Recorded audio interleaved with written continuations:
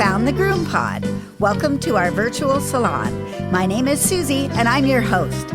I'm a mobile groomer from Seattle, Washington, and anybody who knows me will tell you I love to talk, especially about my job. And one of my favorite people to talk to is my friend and mentor and the co-star of this show, the curator of ingredients, Miss Barbara Bird.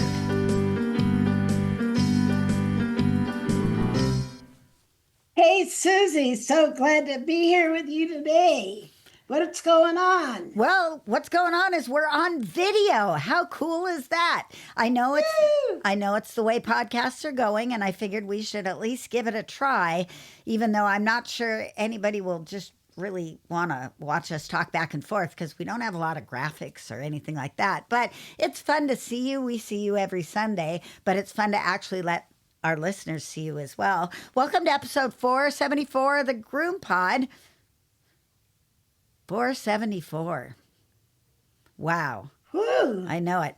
And we're recording on March 11th, which isn't our regular day, but we're here because we love you guys. Anyway, this week, it's all about customer service.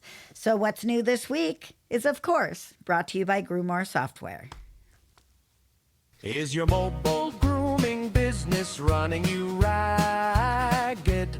Stop zigzagging across town and start scheduling smarter with Groomore. Our smart route scheduling and automated wait lists keep your van moving and your table full, from intake forms to QuickBooks syncing. Groomore handles the boring stuff so you can focus on the fur. Join thousands of groomers who've leveled up. Visit groomore.com to start for free. No credit card required.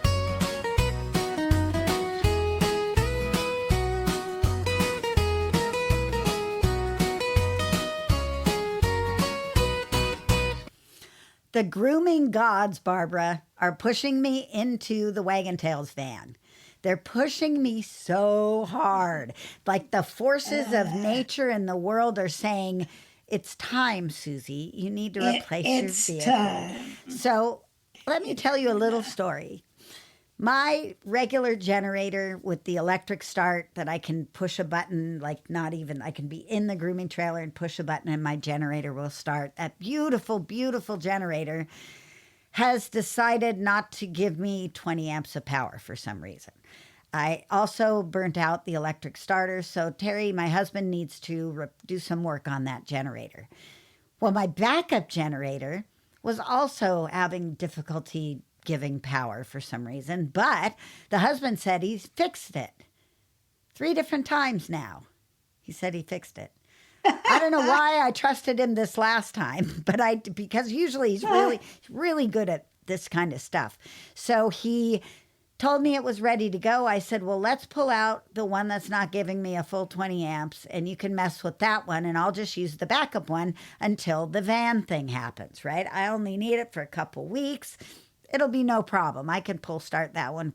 It's not bad. So anyway, I put that in the truck. I went to my house in the middle of the city, parked thankfully right in front of the house. I don't know how I lucked out because I never get that parking spot, but I got it this morning and went and started the generator up and it just purrs like a kitten. Brrr, right off, first pull, no problem. Stick the plug in, no power, nothing, which is the problem it's had every other time. So it worked at the house, but by the time it jostled enough out to the place, it didn't work anymore. So I was like, crap. Well, luckily, it's a Christmas lights house. I didn't know it was a Christmas lights house because apparently I wasn't there at Christmas time. But there are outlets all over the outside of this house. So I tossed my cord in and I plugged into the outlet that was next to the door, and it gave me 20 amps, which I was really happy about. And I was able to groom the little dog. Took me a while. I was very puzzled at why I wasn't getting any power out of that. So anyway, I was luckily able to plug in and went home, and I said, Terry, this generator isn't working either. Actually, I didn't go home. I take that back. Sometimes you've got to weigh out whether to cheat on your husband or not.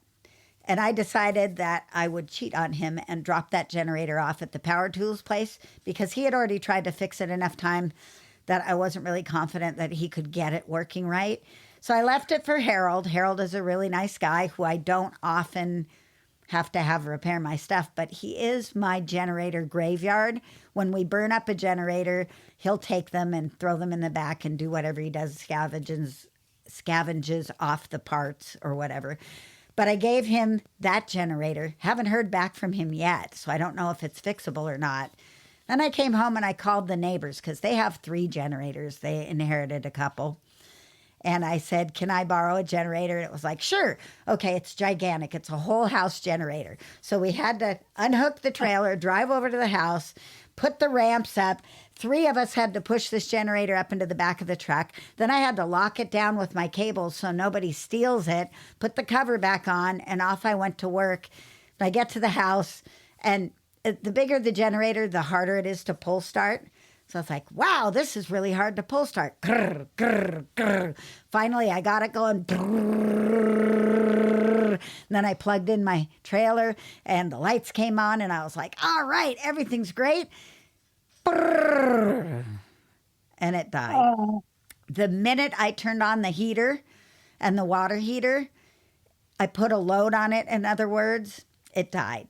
I was like, crap. But I was also at a house where, with a really long extension cord going into the house, I could go into the laundry room and make that work. So that's what I did. And I came back home, dropped the trailer off, drove over to the neighbor's house, put the ramps on, pushed the generator out, grabbed their even bigger extra generator, and I pushed that up into the back of the truck. And then I drove to my appointment yesterday, and that one worked. So I have a Band-Aid, but I'm taking it as a sign. yep. It's a sign. Enough of this fucking around. Yes, and my friends who own the van that they're selling me, they are coming down today. And they could have brought the van today, but they want to get it all cleaned out inside. So I did not tell them I'm having a complete crisis with my generators. I just said, sure, clean it up, because how nice will that be to have a professionally cleaned van to start in? So I'm excited about that. But I also told her that I was going to just give her a deposit for now so that she feels like that everything is taken care of and finalized. So I'm making the commitment. I'm going to take the Wag'n Tails grooming van and live the rest of my grooming life in it. So, whew, I know. Woohoo! What a week. Congratulations. You're making the change. I'm so proud of you, even though you have no arms. I'm fascinated by it. How are you going to groom with that with no arms? I don't know. It's You'll scary. find a way. You always find a way. Also, in between my headphones and the space that's in there between my headphones and my hair, you can see outside my window because I have a backdrop on. I know it looks like a magical hijab that you have that has, like some kind of a radar system or something in there. Yes, so if I'm distracted, that's what's going on. So what's up with you? I think you've got something happening. Well, I'm 1 day away from going to Atlanta for Groomed, and I'm so psyched. And I'm going to be a member of the Hanvey Engineering booth and the team there. I'm going to be a team player. Excellent. But I'll be there. I'll also be their diva. You know me. And hey, I got a question for you. So Go ahead. Since we're on the subject, and I know that you're going to be talking a lot about bathing beauties this weekend, one of our listeners, Nicole, has bought a bathing beauty knockoff from, I don't know, one of the other companies. And she's got like a dishwasher nozzle on there. And it doesn't look like it does quite the same thing as like the Hanvey nozzle does. How much do you think that affects how much do you think that affects the way the bathing beauty works? Because I told her You should change out that nozzle to one of the other ones. And she has the other one. So I don't know. So she's got one of those where it's got a squeeze handle. Yeah. Well, that's repetitive stress right there. The good thing about the Bathing Beauty is it does have a volume valve, but you don't have to touch it unless you want to change the volume. So you pretty much do everything at max volume except turn it down for puppies and faces. Right. And sometimes for me, on the old dogs, it seems a little forceful on the old dogs. So I'll Yeah. back it off for them Yeah. as well. Well, it depends on coat too, Yes. like but you get to select your your volume pressure and you keep the same spray pattern. It's just a little lighter touch. And I would have to kind of bathe with the other kind to get an idea to really answer your question. But I do personally and professionally feel like the Handy Bathing Beauty is the gold standard of recirculating bathing systems. It was designed to be an upgrade of the original HydroSurge. It's got a very flexible hose. It's just really easy to use, and you don't have to keep. I I don't even like rinse hoses where I have to keep constant pressure on the hose in order to get the water at the right pressure. That's like somewhere along your aging process, your hands will tell you, fuck this shit.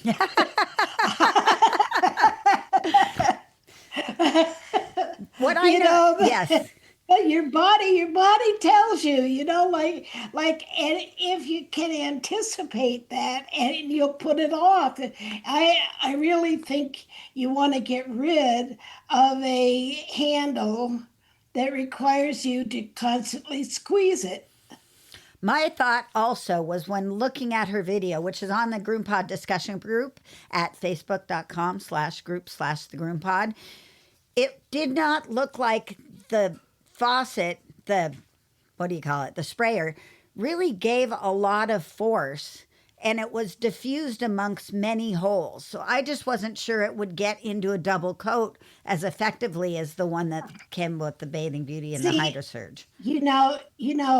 Curtis Hanby spent months deciding on a spray pattern for his nozzle to the Bathing Beauty. I mean, and it's got a combination of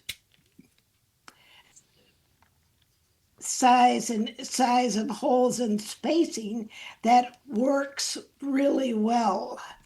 It, And I actually use it on my rinse hose as well. I've got one for the Bathing Beauty and one for the rinse hose. and on and I mean, I've even with big heavy coated dogs, I've even taken the nozzle off and just used the hose to just get a more flush. But if you have needlepoint small holes, you're going to get more suds and more air and less flow of the water itself, which is what you really want. It could have just, I'm prejudiced. yeah. I'm biased. I just think that you you don't need to. What are the? Well, everybody has to have their thing. Yes. And then I saw another post which kind of cracked me up, and it was a picture of a Bathing Beauty or a recirculating bathing system, and then the other was the foamer thing, the frother.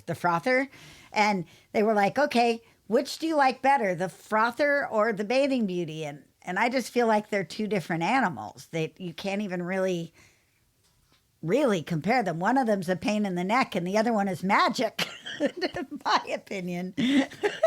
Well, and the frother is really a hand bathing accessory. It's an accessory to hand bathing.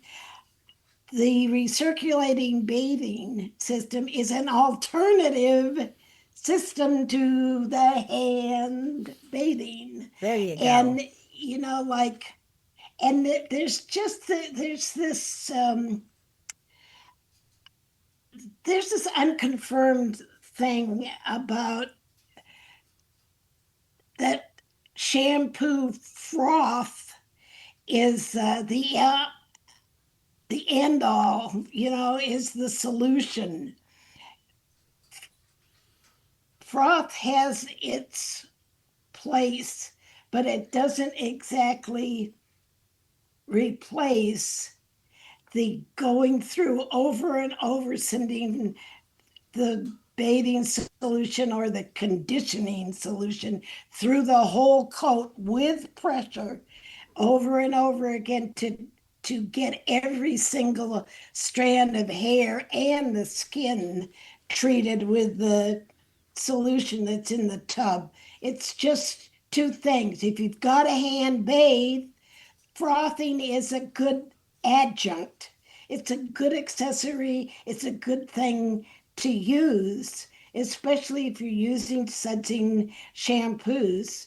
Um, but They're different animals. Biocirculating, yeah, they're different animals. And if you're gonna make a commitment to doing the best and doing kind of a number of dogs a day, you're gonna have a lot of saving of time and effort with a recirculating bathing, Totally exactly what I in wanted my to hear. humble opinion. Yes. Yeah. Yeah. Okay, good. Well, I saw it and I thought, oh, that was an interesting thing to discuss. But in reality, we're going to discuss customer service today. So let's take a break, hear from our sponsor, and then we'll be right back with our discussion about customer service. Let me tell you about Best Shot's newest addition to the Ultramax Pro line. Ultramax Hair Hold is a flexible hairspray that can be layered on for a stronger hold. Ultramax Hair Hold spray is great, but my favorite new product is called the Max, and I won't groom without it. It's a fragrance-free ultra concentrate conditioner and detangler. It reduces drying time and handles undercoat and tangles like magic. Just a few drops in the final rinse or spray it on and dry it in. Contact your favorite Best Shot distributor or learn more online at bestshotpet.com. Grooming success begins with Best Shot in your tub. Made from the best stuff on earth.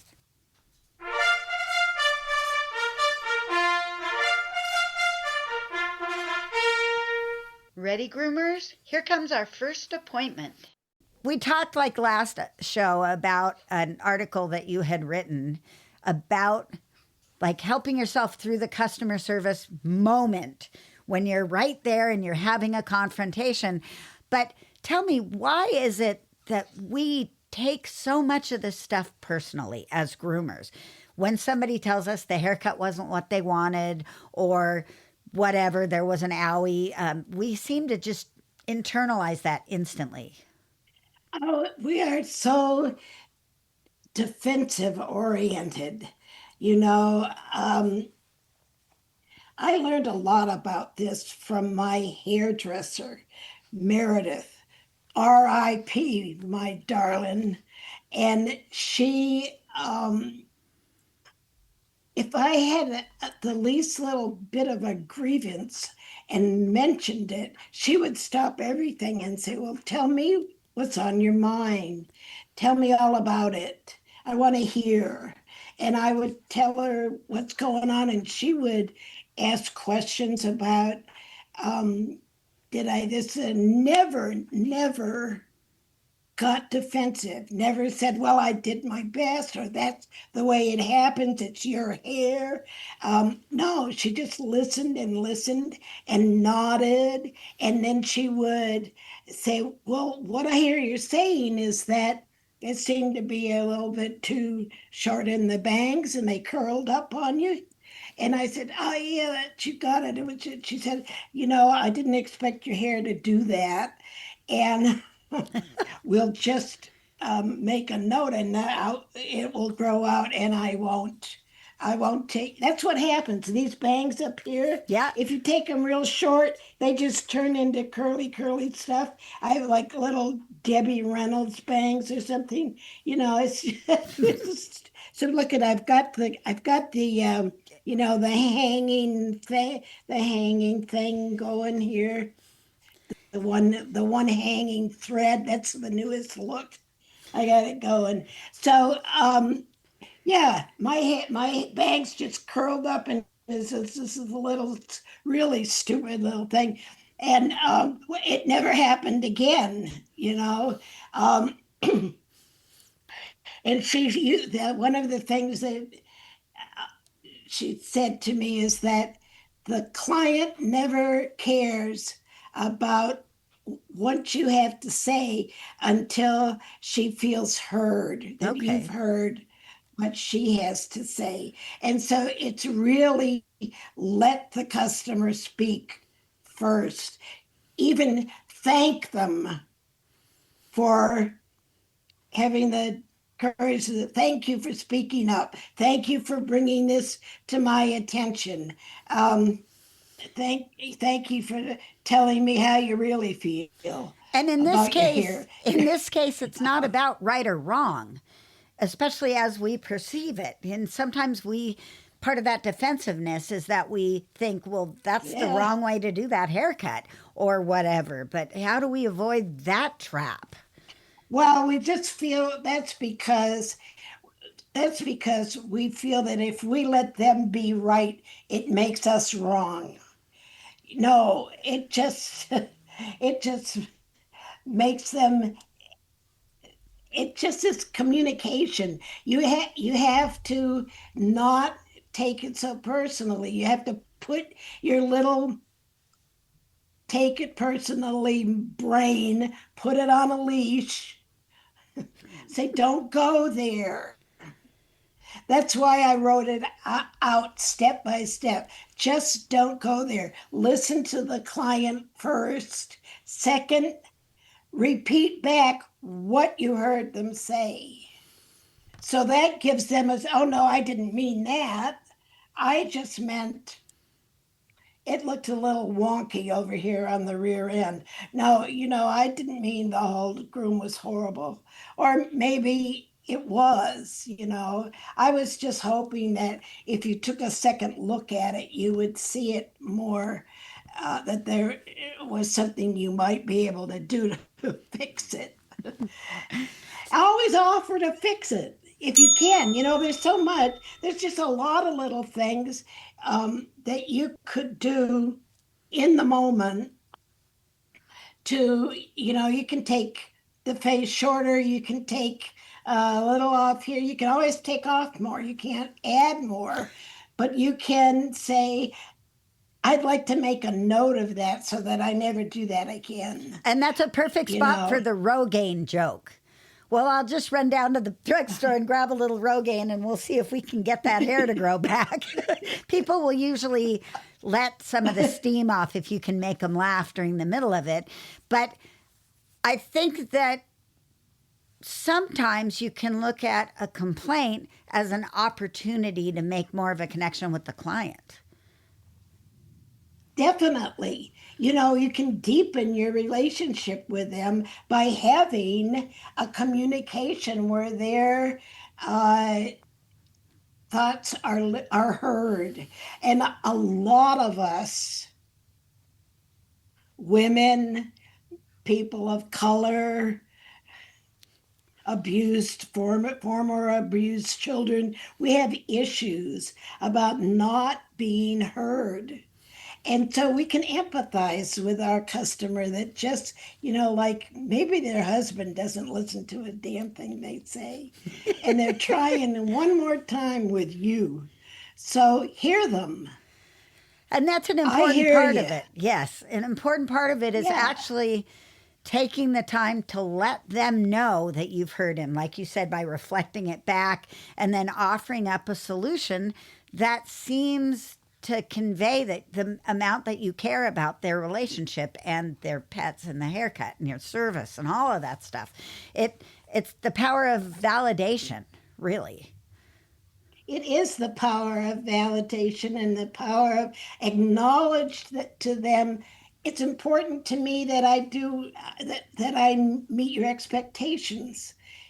I'm sorry that you had this experience. It's all right to apologize without accepting legal responsibility, to be sorry for their experience.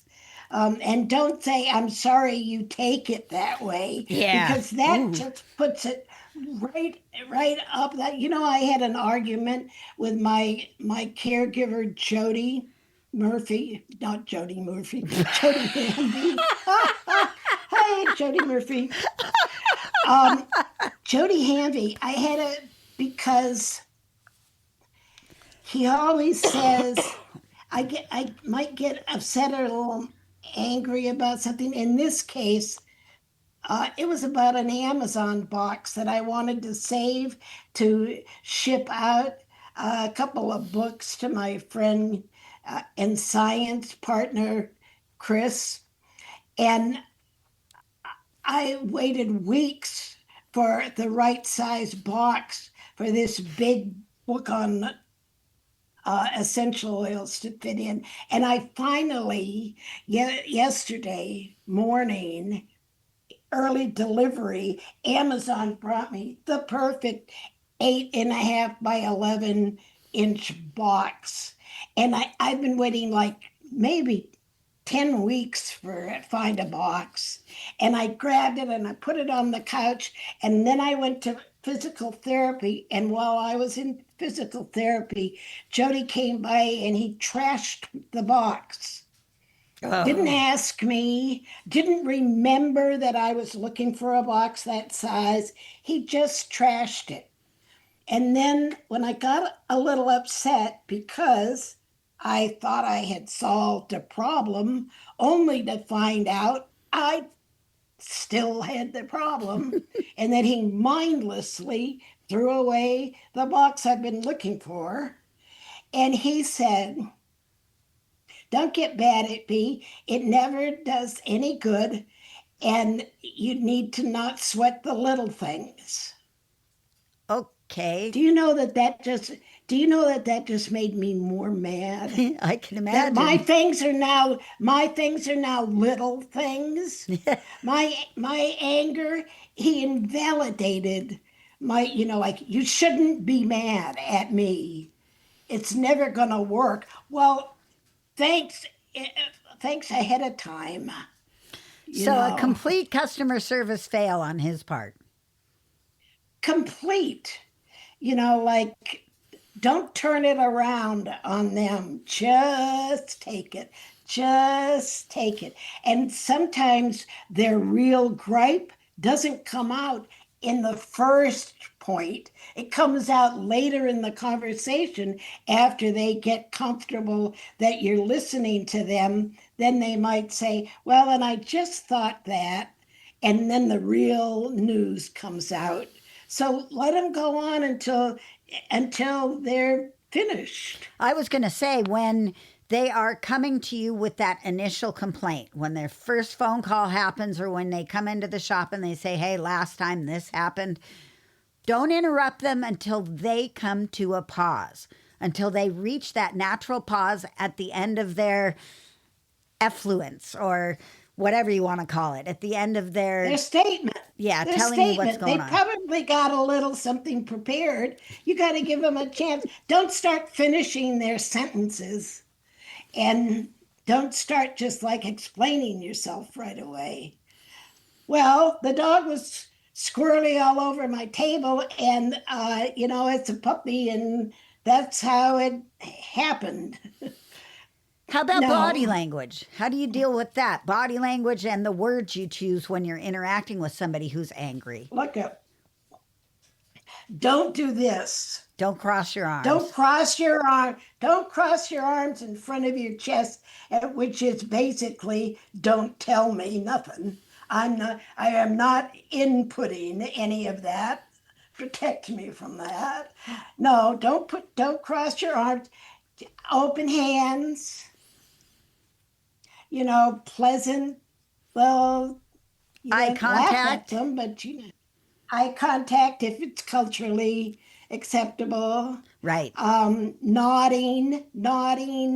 That means you're taking it in. I hear you. I hear you. I hear you. I hear you. I hear you. Yeah, yeah. And letting them Oh, finish thank you also for tells telling you. me. Yes. Yeah, thank you for telling me that. Uh, Thank you. Here's my side. Yeah, thank you. Oh, that's Thank a you for complaining. Thank you. Thank you for allowing me a chance to make it right. okay. That's a good one right there. Thank you for allowing me the chance to make it right. And you can negotiate. Um, First of all, if it's something you can fix, you can either make an appointment up for a fix up or do it right then. Sometimes it's just a little take the nails shorter or something like that. You can do it right then. Or you can make an appointment for a fix up, no charge. Um, and you can make notes in the file for next time. And what else? It's important that they know you're doing Uh, something to make it better. like, Don't give and the store away, though. no, don't, no, and don't throw money at them. Gee, do you have a little experience in that one, Barbara? Well, I did have a meltdown at least once and throw money at a customer.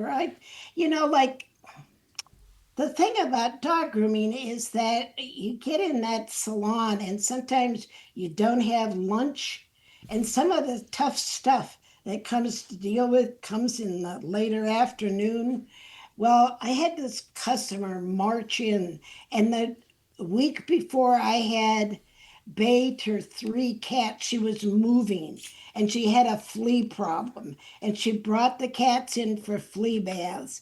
And I bathed those cats at least twice and maybe three times to get all the fleas. Sent them home. She comes back in the next week. Well, I moved and I've got fleas at my new place, and that means you didn't do a good job. No, honey, that means you didn't do a good job. but, but I didn't handle that. I tried to sidestep it. I tried to explain how many times we had done I tried to explain that you have to do the furniture. But unfortunately, I should have had a handout to give her when I did the major flea shampoo about what you need to do at home. And after that, I created one. But we just got angrier and angrier at each other. And so finally, I just took cash out of the cash register. I was standing right there, and I just threw like $60 at her. Get And out. she walked out of it. She and she walked out of there thinking that I was just like crazy and maybe violent.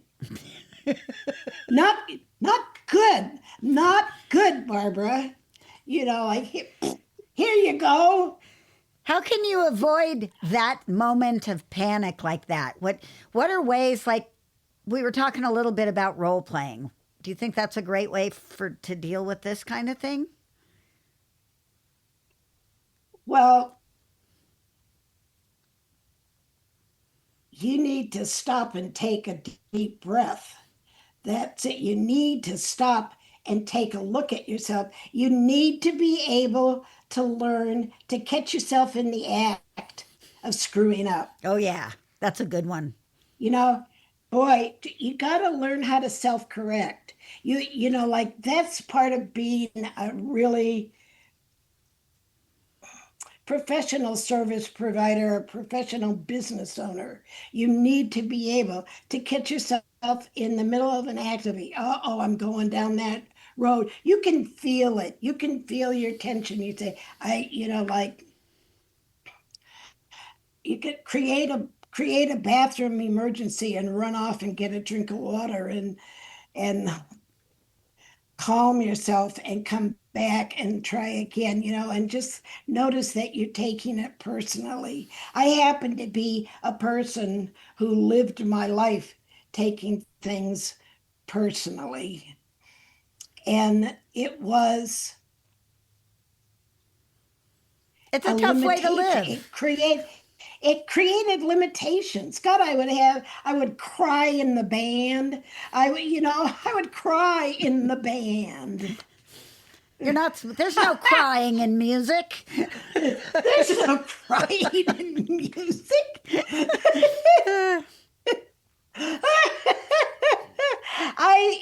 Like, and it made, and, like, God forbid I would have ever entered a grooming competition. I cried at my first certification. My dog was so difficult. And it just like so set me off. It so ruined the experience for me. And I had tried so hard to accommodate him, but he just hated it. He hated the plane trip. He hated the hotel. He hated the sitting around waiting. He hated that I was a nervous wreck. He hated it, and he just fought me for his grooming, and I just ended up in tears in my certification. That's me. So it was later that I fully appreciated that being so personally sensitive really limited my learning ability, that I was missing opportunities to learn and grow. And I just forced myself to notice when I was having those feelings and just set it aside. It's interesting when you do learn how to regulate yourself that way and you hear yourself saying something, and as it's coming out and you can see the words floating through the air, you think, that's not really quite right. And I just want to give everybody permission to make a mistake and correct it right there. It's okay to be wrong. Say, no, that's not really what I mean, and start over again. Right. Can I start over again? I didn't really mean to come on like that. That's not really what I meant to say. Thank you. Yes. I appreciate your business, and I appreciate that you're upset, and I apologize for you having to go through a disappointing experience with your grooming. Heaven forbid, like where you really need to be careful and on your toes is if there's been an actual injury to an animal. Right. There's no room to screw up. Yes, absolutely important that you acknowledge that there's been a problem first. You don't want them to go home and find a problem and call you back. This is a constant thing for me as a mobile groomer because I try to be aggressive, but not too aggressive on the nail trims. But it's just something that happens. Occasionally, I quick a dog that won't let me use the Dremel, or a dog that maybe I missed a nail or I didn't go short enough and now the nail looks extra long.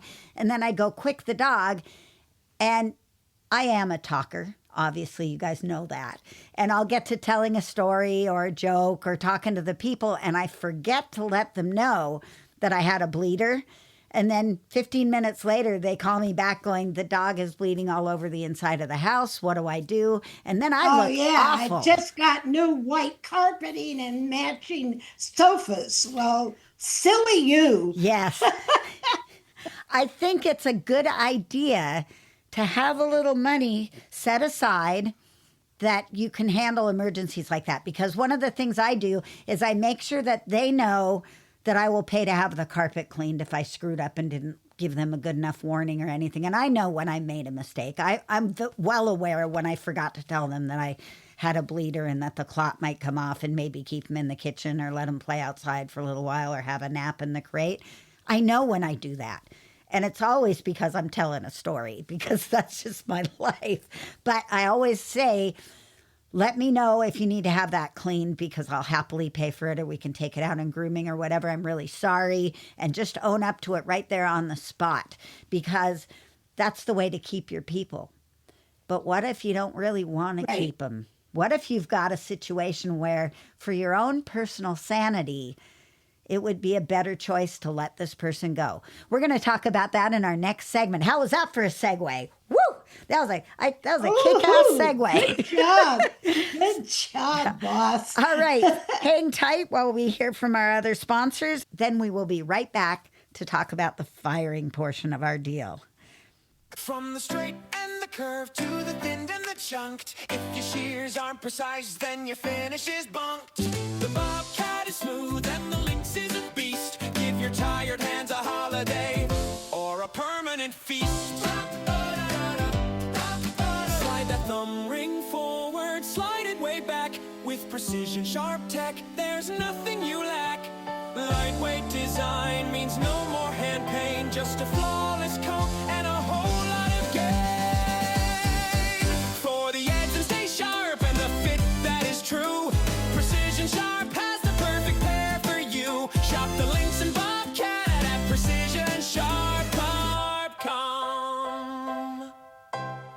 Ladies and gentlemen, please allow me to point you to one of the best whitener shampoos in our marketplace. We're talking about Show Season Bright Shampoo. It features a deep cleaning system and a punchy whitening system that goes beyond the usual blue colorant, with an actual optical brightener and a dash of dimethicone. This makes all colors look radiant and glowing, and white coats look like new snow. Get your bright on today. Show Season, where every day is a show day.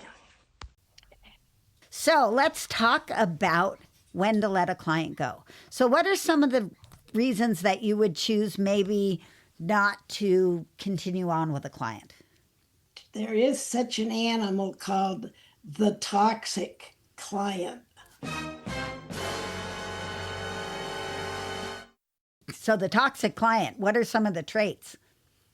That takes a little more than one experience, because an angry client is not necessarily a toxic client, because their anger might be justified in their mind.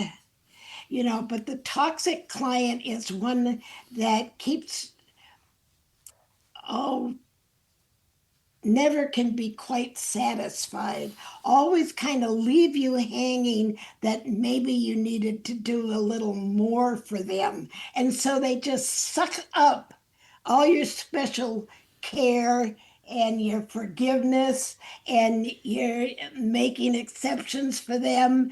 And you're always, I'm so sorry. I had one customer that had a standard poodle and a standard poodle Bichon mix, which was very unfortunate. It looked like a Bichon giraffe. And they wanted, huffs left and bracelets and all of this. And I did my best, and they were never, ever happy. And so finally, I had to give them permission to seek another groomer. I think I've done the best I can. I never seem to be able to satisfy you. Um, I I think there's probably somebody out there that'll be a better match. This problem comes up for me when people want a more complicated haircut than I can do in a timely manner. And I will always Yeah. give it a try. And I always preface it by, this isn't my special skill.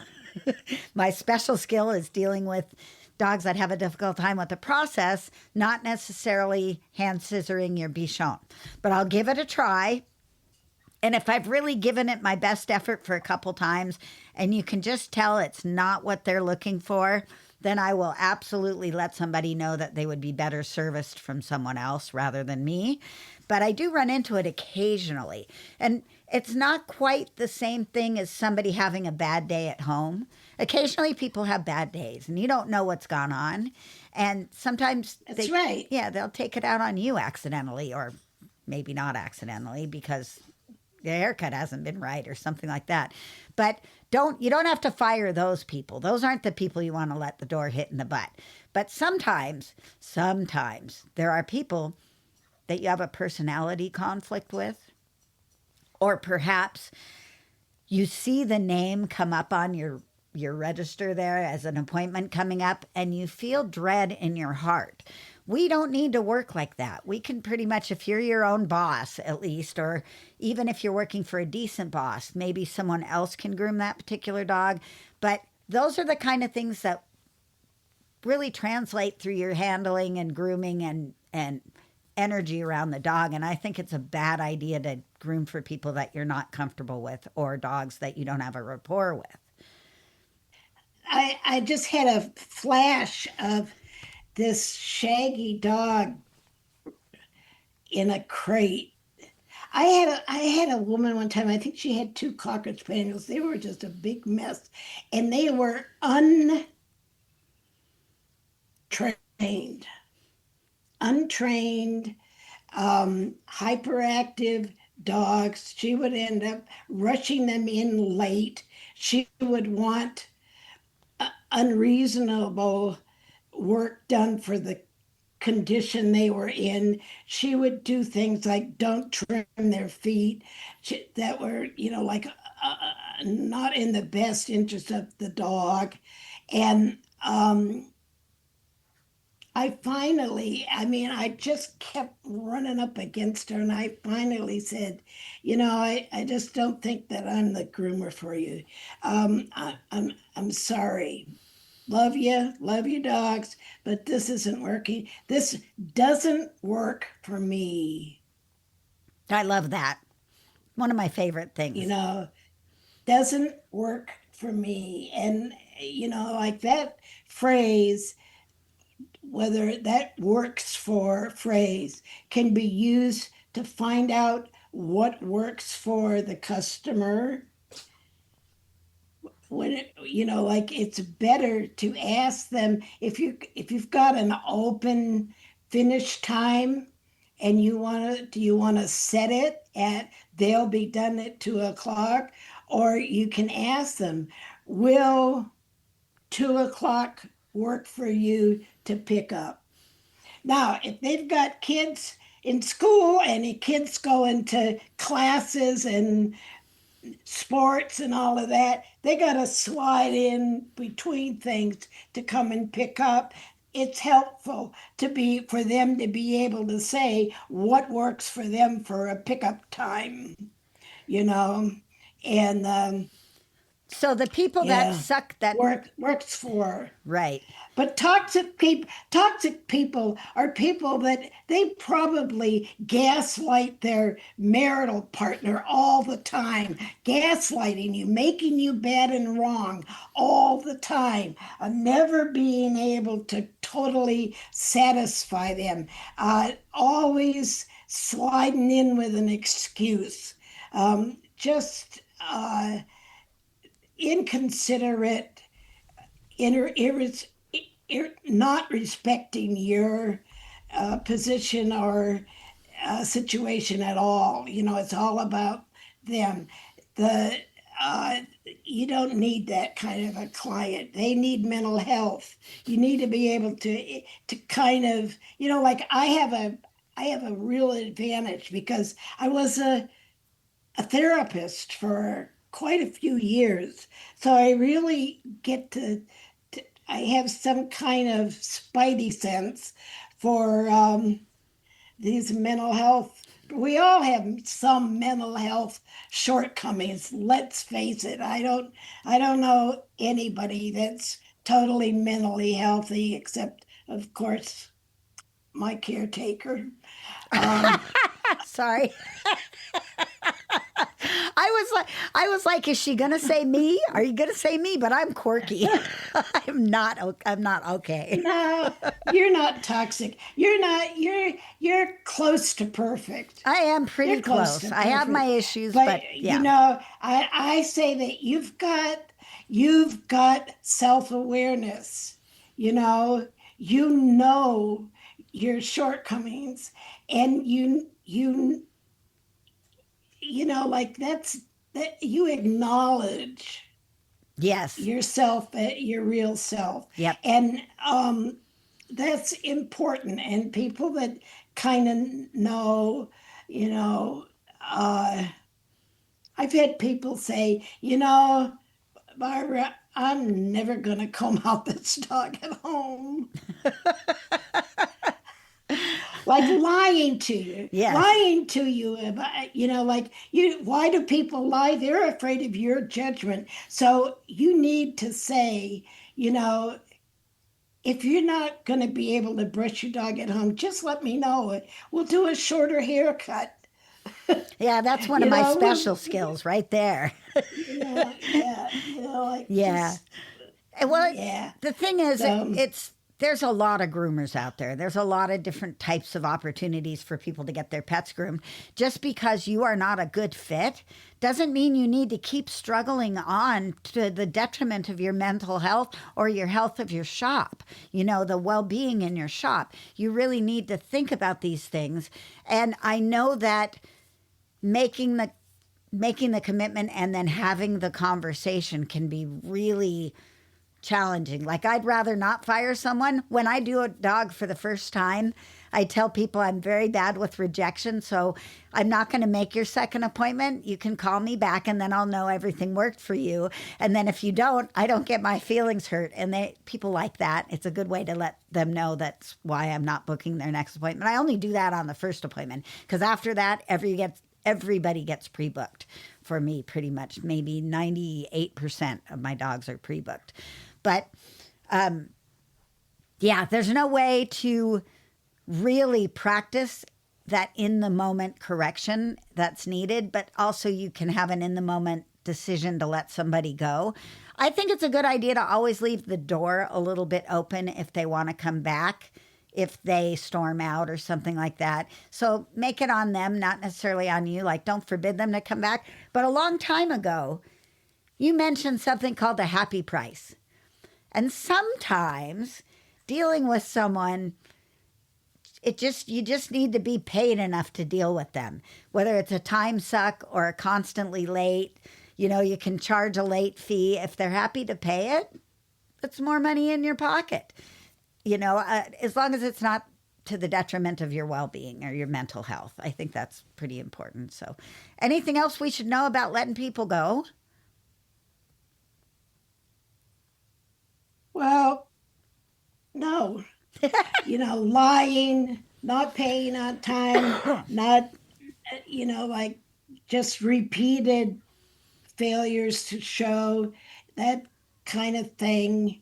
Uh, but sometimes on repeated failures to show, I say, do you need a phone call the night before your appointment? Some people, older people, people that have a confused schedule or something going on, like they're getting ready to move to Chicago or something, they might need an extra notice besides just a text or whatever the routine is. They might need a personal call the night before.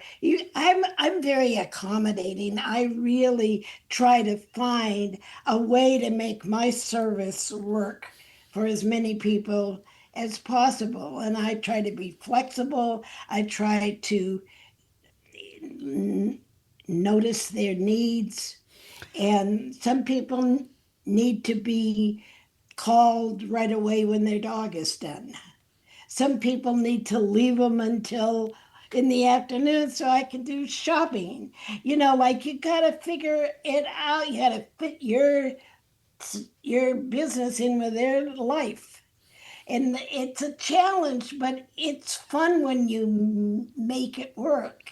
I you agree. know Yep. and I like that different people come and present different challenges, but when they're toxic and they're just making everybody in their life bad and wrong, uh, Run and they away. just can't, just so long, it's been good to know you. Yeah, and you will feel so much better not seeing that name on your books. These people, when they uh, are really giving you bad juju and you look on there and you're like, God, they're coming next Thursday. And then you think about it the whole time up until next Thursday. And then they come in and you work on their dog. Like there's only been maybe one or two dogs where I did not have a rapport with them when they were in with me. And I had a lady who I really didn't like her personality all that much. And the dogs never warmed up to me, neither one of them. It was just a funny situation. They were Cocker Spaniels. And they were also, she wanted to leave hair on them, but they were never brushed through. So I found every bit of that person difficult to work with. And when I finally did the happy price thing and raised her to a price that she wasn't happy with and she went somewhere else, I felt such relief. You were so happy. I so was. so I always used to say I can groom a dog that I don't like for a customer that I like, or a customer that I don't like, and a dog that I love. But I cannot groom a dog that I don't like for a person that I don't like. That's that's asking too much of myself. Yep. You know, That's a good rule. yeah, I like it. yeah. Okay, well, I think we're going to call it a day with our video broadcast. Let us know if you enjoyed this, if it's fun to watch us talk back and forth and over each other and laugh and giggle and cough and all of the cool stuff that happens on a live broadcast. Or if you'd rather, you always have the option to listen to the beautifully edited version that will also pop up on YouTube, and you can find it every one of your podcast collectors or players or any of that stuff. And thank you for being here. Thanks for supporting our show. Thanks for supporting our sponsors. And of course, happy grooming, everyone. See you next time on the GroomPod. Bye-bye now. And take care of yourselves because we love you.